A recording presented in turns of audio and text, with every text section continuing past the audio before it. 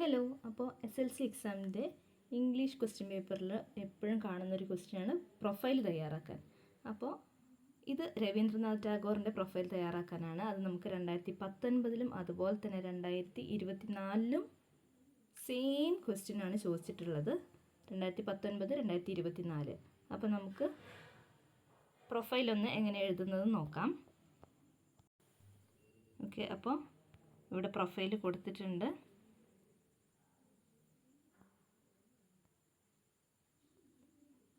Okay, ഇനി നിങ്ങളൊന്ന് ശ്രദ്ധിക്കുക. ചിലപ്പോൾ നിങ്ങൾക്ക് ഇത്രയും ഡീറ്റെയിൽ ആയിട്ട് എഴുതേണ്ട ആവശ്യം ഉണ്ടാവില്ല. നിങ്ങൾക്ക് വേണ്ട സാധനം മാത്രം തിരഞ്ഞെടുത്ത് എഴുതിയാൽ മതി. ഈ പ്രൊഫൈൽ എന്തായാലും ഒന്ന് പഠിച്ചിരിക്കണം. കാര്യം 2 വർഷത്തെ എക്സാമിന് ഈ സെയിം ആളെക്കുറിച്ച് ചോദിച്ചിട്ടുണ്ട്. രവീന്ദ്രനാഥ് ടാഗോറിനെ കുറിച്ചിട്ട് ചോദിച്ചിട്ടുണ്ട്. അതുപോലെ തന്നെ റിപ്പീറ്റ് ചെയ്ത് ചോദിച്ചിട്ടുള്ളത് ബഷീറിനെ കുറിച്ച് ചോദിച്ചിട്ടുണ്ട്. പിന്നെ മറ്റൊരു പ്രൊഫൈലുണ്ട്. ആ മൂന്നും ഞാനിതിൽ കാണിക്കാം. നിങ്ങൾ നന്നായിട്ട് ഇരുന്ന് പഠിക്കുക കേട്ടോ.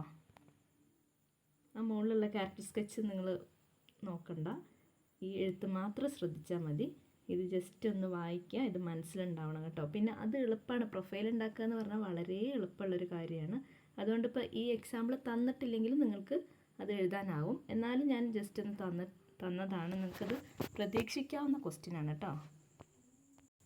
ഓക്കെ, അടുത്തത് നമുക്ക് ആൻറ്റൺ ചെക്കോവിൻ്റെ പ്രൊഫൈൽ നോക്കാം. ഇതുപോലെ എല്ലാ ഡീറ്റെയിൽസും തന്നിട്ടുണ്ട്. ഇനി നമുക്ക് അദ്ദേഹത്തിൻ്റെ പ്രൊഫൈലൊന്ന് ഡീറ്റെയിൽ ആയിട്ട് എഴുതിയത് നോക്കാം കേട്ടോ. ഈ 3 പ്രൊഫൈലാണ് എപ്പോഴും ചോദിക്കുന്നത് കേട്ടോ. ആൻറ്റൺ ചെക്കോവ്, അതുപോലെ തന്നെ രവീന്ദ്രനാഥ് ടാഗോർ, ബഷീർ. ഈ 3 പ്രൊഫൈലും നിങ്ങൾ നിർബന്ധമായിട്ടും ഒരു തവണ വായിച്ച് നോക്കുകയെങ്കിലും ചെയ്താൽ മതി. ബാക്കി നമുക്ക് അതിൻ്റെ ഉള്ളിൽ പോയിൻറ്റ്സ് എഴുതി ചേർക്കാൻ അറിയില്ലോ. അറിയാത്തവർ ഇപ്പം ഞാൻ സ്ക്രീനിൽ കാണിക്കും ആൻസർ, അതൊന്ന് എഴുതിയെടുത്തിട്ട് പഠിച്ചാൽ മതി. ഓക്കെ, അപ്പോൾ ഇത് നിങ്ങൾ ഈ സ്ക്രീൻ സ്റ്റോപ്പ് ചെയ്ത് വായിച്ച് നോക്കിയാലും മതി. വായിച്ചൊന്ന് പഠിക്കുക. ഒരു 2 തവണ വായിച്ചാൽ തന്നെ നിങ്ങൾക്ക് സാധനം മനസ്സിലാവും. എല്ലാ ഡീറ്റെയിൽസും ക്വസ്റ്റ്യനിലുണ്ടാവും. ഇതൊന്ന് നോട്ട് ചെയ്ത് വെച്ചോളൂ കേട്ടോ. ഓക്കെ, അപ്പോൾ ഇനി നമുക്ക് അടുത്ത പ്രൊഫൈലിലേക്ക് പോവാം.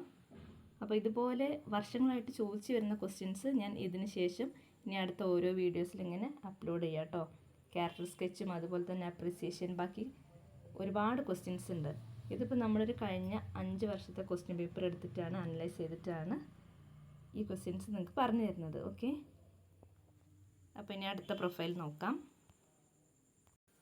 യെസ്, അടുത്തതാണ് നമ്മുടെ ബഷീറിൻ്റെ പ്രൊഫൈൽ. ഇത് വളരെ സിമ്പിളായിട്ടാണ് തന്നിട്ടുള്ളത് കേട്ടോ.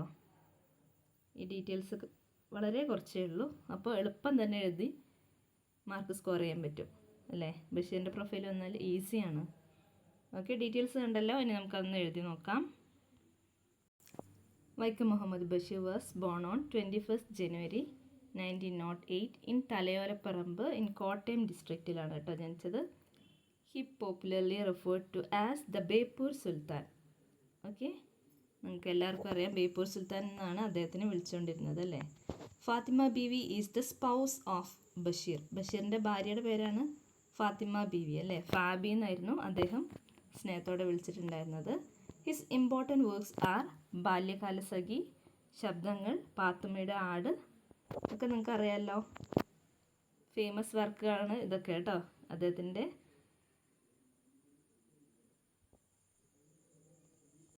വളരെ ഫേമസ് ആയിട്ടുള്ള ബുക്കുകളാണ് ഇതെല്ലാം അല്ലേ. ബാല്യകാലസഖി, ശബ്ദങ്ങൾ, പാത്തുമ്മയുടെ ആടെല്ലാം. ഹി റിസീവ്ഡ് പത്മശ്രീ ആൻഡ് ആ വർഷം ഞാൻ കൊടുക്കാൻ മറന്നുപോയതാണ് കേട്ടോ. Okay, Vallathol award and Muttathu Varkey award. Basheer passed away in Beypore on 5th July 1994. വളരെ സിമ്പിളായിട്ടുള്ള പ്രൊഫൈലാണ്. നിങ്ങൾ ജസ്റ്റ് ഒന്ന് വായിച്ച് നോക്കാം കേട്ടോ. വായിച്ചിട്ട് നിങ്ങൾക്ക് ഇഷ്ടമുള്ള രീതിയിലാക്കി എഴുതാം. ഇവിടെ ഇപ്പോൾ ഞാൻ Basheer passed away in Beypore on 5th July 1994 എന്നാണ് എഴുതിയത്. നിങ്ങൾക്ക് ബഷീർ ഡൈഡ് ഓൺ എന്ന് പറഞ്ഞിട്ട് ആ ഡേറ്റ് എഴുതിയാലും കുഴപ്പമില്ല കേട്ടോ. ഡൈഡ് ഓൺ 5th July 1994 എന്നും എഴുതാം.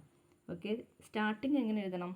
വാസ് ബോൺ ഓൺ എന്ന് പറഞ്ഞിട്ട് വേണം എഴുതാൻ അല്ലേ. ഓക്കെ, അതൊന്ന് തുടക്കം ഒന്ന് ശരിയാക്കി കൊടുത്താൽ മാത്രം മതി. പിന്നെ ഉള്ളിലുള്ള കാര്യങ്ങളൊക്കെ ക്വസ്റ്റ്യൻ പേപ്പറിൽ തന്നിട്ടുണ്ടാവും. അത്രയേ ഉള്ളൂ, സിമ്പിളാണ് അല്ലേ. അപ്പോൾ ഇത്രയേ ഉള്ളൂ പ്രൊഫൈലിൻ്റെ കാര്യം. ഈ 3 പ്രൊഫൈൽ ഇമ്പോർട്ടൻ്റ് ആണ് കേട്ടോ.